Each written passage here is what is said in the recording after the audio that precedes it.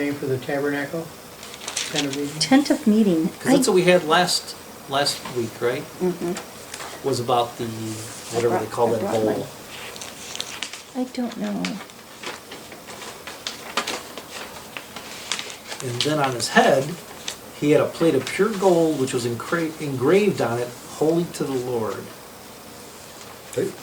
Jewish tradition teaches that the pomegranate is a symbol of righteousness because it is said to have seeds which correspond with the 613 mitzvot or commandments of the Torah. Okay. There are a lot of seeds.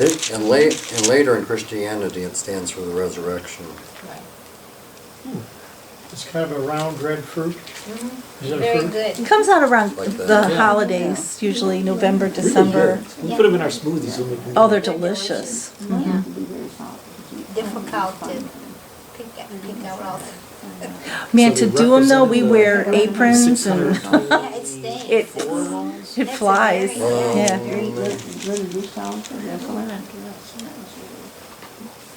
You can buy them already done, but it's expensive. Well, they have the 613 juice. mitzvot They call it or commandments of the Torah. Yeah. somewhere in the.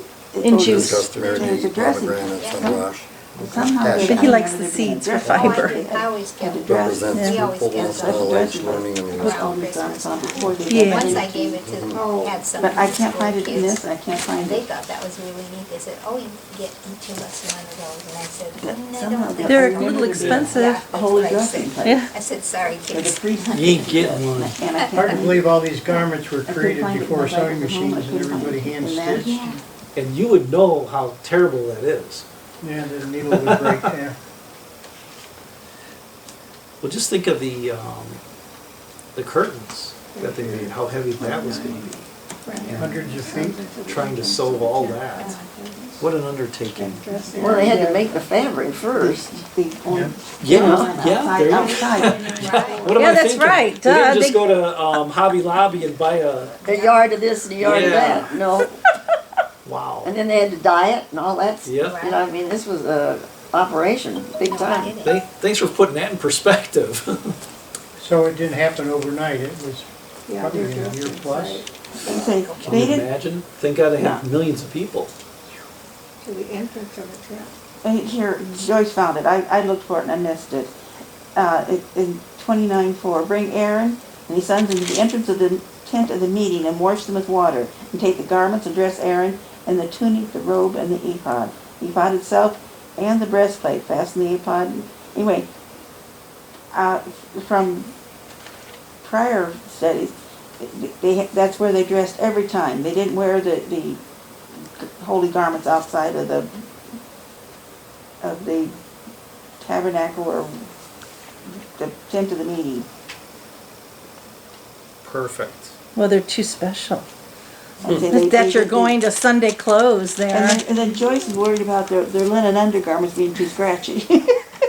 They had to Maybe have it's- those, maybe it's you know, fine just linen. like the naked ones. That's what I said, well, I don't think they used to find linen. I remember having They linen had to have handkerchiefs that something were so underneath so soft. that Sure. their And nakedness linen might linen not dish has show. dry your crystal with. I don't have crystal either. I don't have very much, but it's only lint. We only have a little bit of crystal, and when we got it, it's like, You what don't do you need use it. this for? Oh, you put it in the cabinet. So you can look at it. Yep, Right. we got 3 pieces of Can't Waterford. wait to sell it. Yep. Oh, So Aaron had this plate on his head, a golden plate, says holy to the Lord. And in verse 38, it will be on Aaron's forehead, and he will bear the guilt involved in the sacred gifts. That is an awful role. Well, So- just pressure, pressure, pressure. He had to. He had to make sure that the people's gifts were adequate, that the sacrifice was adequate. Otherwise, he would be killed. I can't help but thinking, boy, they're really building up the level of the law to a level no one can achieve or Yeah. sustain for later. Sure. Yeah. Thank goodness. Yeah, I mean, the priestly garments and Yeah. rituals and everything. Aaron will pay the penalty. These priests had to be born into the Levi tribe. They couldn't come from another tribe. Right, they were just all in one line. Either you're in or Is you're that the out. tribe Jesus is from? No. No. Judah. Interesting. Well, the priests were, the Levites were considered gods because that's why they didn't count them in the census, right? They Well, belonged not so much gods, just set apart people. Oh, okay. So that they would serve God. So they didn't get any property, and that's one of the reasons that God set aside a tithe for them. Because they had no land, they had no property, they had pretty much nothing. So he set them up with, this is your job. You can't farm, you can't do anything, you're going to be my priests. But people need to help maintain you. And people had to maintain them. In these verses, it doesn't cover anything about the census burner that they swing around. Sorry. Actually, it was Leviticus and Hebrews. Sorry. What was that for? Just a pleasing odor to the Lord? I think in our previous reading, that was the incense, that was the special incense for the Lord. In that, whatever they call it. It talks about the combination of spices for the special incense. Was that last week, last class, or is it going to be in this class? It's in here somewhere where Okay. they talk about the recipe for the incense. Okay. Nobody could use it. Couldn't remember. I got the studies It would be the finest oil. out of order again. Is that for the, It was the anointing oil, wasn't it? here it is. Yeah, on Let's I see, don't know, verse- 14. 31:22, No, oh, I know. or 30, verse 22, Oh, it says anointing 29, oil. 37 to 29, Oh, 40. Oh, Okay. yeah, there it is. okay. Okay. In the rules that God laid out in the last verse of chapter 28, this is to be a lasting ordinance for Aaron and his descendants. So this lasted until Jesus came, and then Jesus became the high priest for us. And then the role of the Levite priests ended. There's a lot of pressure on that job. Yeah. Man. Oh, and in Hebrews chapter 10, verses 11 through 25, it does tell us that the sacrifices that the priests offered every day. So, yep, it was an everyday occurrence. You could not redeem the sins of the people, though. Nope. Couldn't redeem the sins of the people, so once a year on the Day of Atonement, they had a special forgiveness of the sins, and even that didn't do it, not until Jesus sacrificed himself. He had the once and final sacrifice. I guess if you had to come and preach every single day, you wouldn't have much time to farm either. They probably did have to concentrate on Yeah, worship the whole time. on this role. So much of this symbolism points to Jesus. Yeah. With the substitutionary sacrifice, the blood, the high priest, and the consecrations of the priests. Then we go into the whole big role of how we're going to consecrate the priests.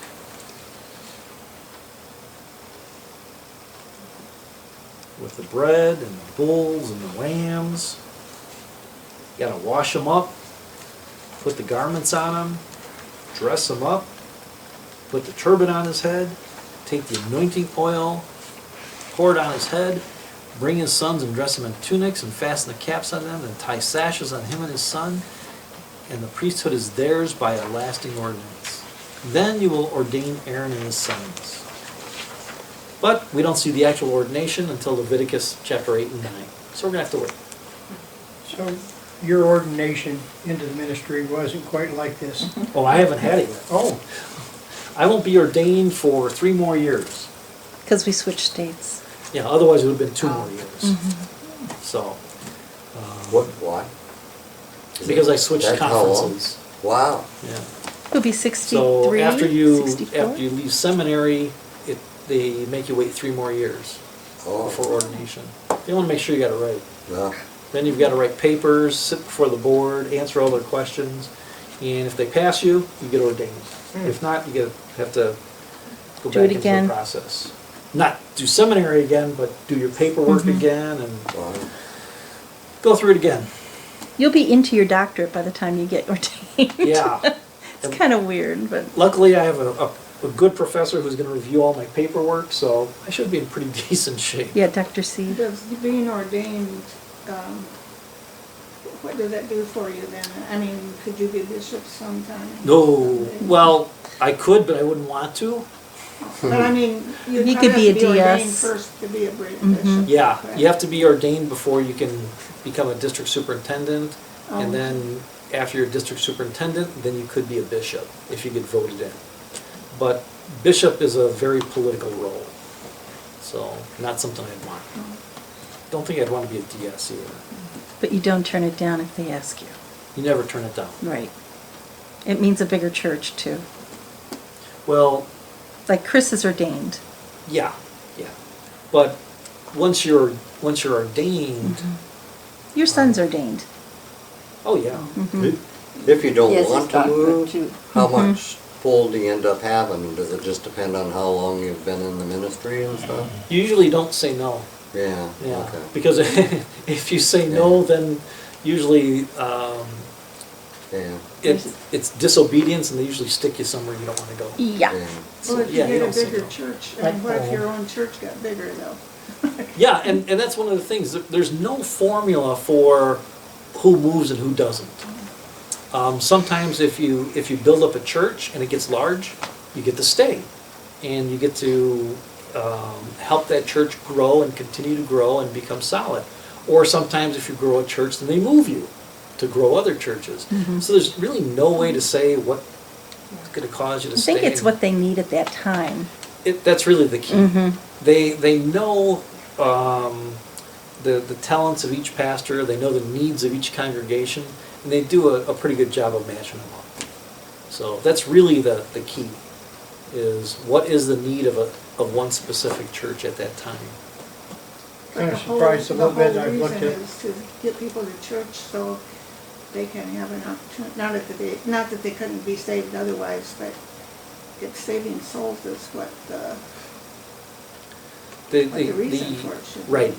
And really that's the mission of the United Methodist Church, to make disciples of Jesus Christ for the transformation of the world. And you said when you became a pastor, you said, I really don't care if I'm ordained or not. Right. That wasn't the purpose. Yeah. So to us, it's, So yeah. it is what it is. Mhm. You were going to say, Gary? I forgot. Okay. Sorry. Sorry. Okay. Now, so all this, why do they have to put the blood on their right ear? I don't know. Because God said so. Oh, okay. In 19. All right, so let's see here. In Latin, left means, whatever the Latin word it means. It says on their right earlobe. Because they don't have any other source of income. Yeah. On the thumb of the right hand. Oh, okay, never mind. I found it. And the big toe. Symbolizing sensitivity to God and His Word. Right hands, right feet. Well, plus the left hand was supposed to be Evil, The bad hand. the bad hand. yeah. Any lefties in here? Sinister. My brother and sister are both lefties. I'm the only righty in the middle. Left-handers. Kind of weird. It, Mary Ann and Mandy. It's back in, That's really interesting. well, remind me to talk about left hands after we turn the Okay, table off. okay. Okay, all right. So let's see here. Bring the bull to the front of the tent of meeting, and Aaron and his sons shall lay their hands on its head. And this is done to this day when an animal is slaughtered to make it kosher. The rabbi will bless the animal, and then it can be killed. In So Green that's how- Bay, they had a rabbi on call, working and a priest. Yeah, And they would go between the two. and I don't know what purpose the priest served. I don't either. He blessed them as they were getting Yeah. slaughtered. I don't know. But the rabbi was there to make the meat kosher. Right. Pretty much, they don't sacrifice animals since No. the temples weren't around Right. anymore. Right, there's no more No, this was- sacrifice of animals by the Jewish people. That doesn't happen. Hate going past that Now, place. did Aaron and his family get to eat the meat because they weren't working people that had food, or what was the deal on that? That was probably part of the benefit, that they got to eat the meat. Then nobody else would get to eat that Right. sacrificial meat. Right. Which means it was good stuff, because it was the best of the best, right? It probably was, yeah. Because it had to be a good sacrifice. You're talking Kobe beef here Right. versus That's the cow in the back. I'm just saying. And maybe he got to eat it because he didn't get slaughtered for having a lousy sacrifice. Maybe. But yeah, they got to eat it because they didn't have They anything. didn't have a farm or an income like Right. other people. That Nothing. was their inheritance. Couple of thoughts, it just kind of blows my mind just reading through this, how Moses had to have all of this right on paper or his brain or explain it to somebody. Yeah, because God told Moses all this. And then probably when Aaron died, they probably had to do this again for the next high priest. Yeah. No wonder Moses aged so fast. Man, sorry. No wonder he tried to turn it down so many Oh, man. times. I can't remember, it said to build the, different parts, like I showed you. Like God showed him, Yeah. and when he was in the, Okay. Mountain. and things, and so I wonder, was it mental telepathy that he showed him, or was it, You put it on the it could, and say, he was there, up there for, what, 40 days and things, and he had the 10 Commandments and things, and just really, God probably impressed upon him somehow. and say, I figure it's a mental, Yeah, maybe he, because of all the things, everything he built, he had to do according to God's plan, yeah. that he showed him while he was there. yeah, just like Gary was saying, Moses had to know all of this, all these specifics, and it had to be perfect. So maybe God imprinted it on Moses' mind. That's possible. Okay, so 32, at the entrance of the tent, Aaron and his sons are to eat the meat of the ram and the bread in the basket. They are to eat their offerings by which their atonement was made. So, yeah, they were allowed to eat that, but only them. And then if there's anything left over, they must burn it up. It must not be eaten again. Right. Destroyed. It's Yeah. really a specific order, Yeah. No no leftovers. jumping around. Yep. Yeah, no leftovers. Yeah. So are you saying leftovers are, I'm just kidding. Well, God doesn't want us to waste anything either. Right, but, And we yeah. don't sacrifice anymore. And they didn't have refrigeration, so they Right. probably, the animal would start to be bad. The marimba. I know that ring. Probably telemarketer. Oh, no, your car warranty has expired. Yes. Thank you for being a customer. Well, I got And then we see all these different offerings. offerings. Beginning in verse 14. Music. We have the sin offering, the burnt offering, the food offering, the wave offering, the fellowship offering, the sin offering, the drink offering, the grain offering, and back to the burnt offerings. So in Leviticus chapters 1 through 7, we'll see detailed explanations of all these different types of offerings, what they could be, how they were prepared, how they were laid out, and all that good stuff's to come. I can't wait. Okay, so How do we, I'm trying, we had so many different offerings, how do they know which one they're supposed to make today? We'll find out. in Leviticus. In Leviticus, it'll tell us specifically, for this, you have to have this offering. And this is what this offering is made up of. Here's how it's prepared. So once again, we're going to see a lot of very specific instructions coming in Leviticus. All right, real quick, did all of this end when Jesus came? Or did the Jews still do it before he came? The Jews were still doing it as when Jesus was there. Because remember when he was in the temple, the money changers? Jesus didn't have anything against the people being able to buy things for the sacrifice. What he had a problem with is the money changers were ripping people off. And they were making money off of God. So that's why Jesus got mad. So they were doing sacrifices right up to the time that Jesus died. Now, did they stop immediately when Jesus was crucified? Probably not, because the Jews, as a matter of fact, I know they didn't. Because remember, Peter got the vision from God about the sacrificial animals. And God said, if I made it, you can eat it. Because Peter was having trouble with the unclean animals. God says, no more. You no longer have to worry about this stuff. So we'll see that in probably Acts, where we see Paul and Peter colliding. So the Jews had 1,000 years plus to perfect all their festivals and get it down to a science? Well, Was it been, God laid out the rules for them right from the beginning. in how they would do things. Mhm. The So at the timeline now, from the Exodus to when Jesus came, was that 1,000 years?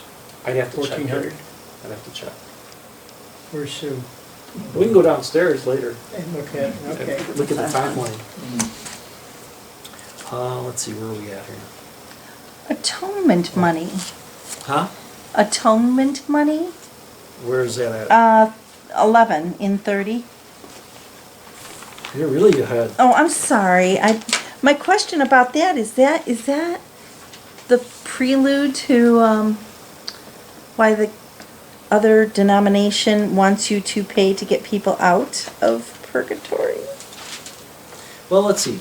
Then the Lord said to Moses, when you take a census of the Israelites to count them, each one must pay the Lord a ransom for his life at the time he is counted. No plague will come on them when you number them. Each one who crosses over to those already counted is to give half a shekel.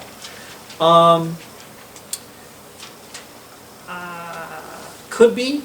Well, so this is the first tithing. Well, Tithe. the tithe started way before. Okay. Remember we had Abraham gave the first tithe to Melchizedek Oh, that's right. Okay. way before. Okay. But here, this is interesting. I found it interesting. Each one must pay the Lord a ransom for his life. And that's actually what Jesus did. Jesus paid the ransom for our life. Paid in full, right? So it's interesting to see that back here. And that could have been to support the priesthood also, to support the temple.